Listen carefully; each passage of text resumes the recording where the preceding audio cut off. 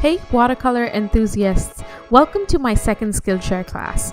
My name is Tanya and I love painting with watercolor, gouache, and other water-based media.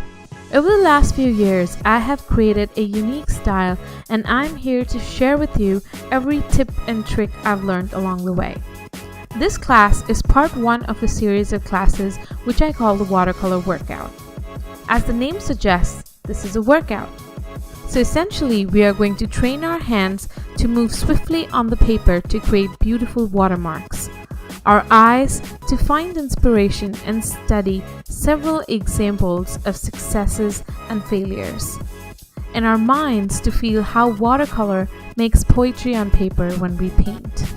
These exercises will strengthen your watercolor skills and techniques to ultimately make these part of your muscle memory.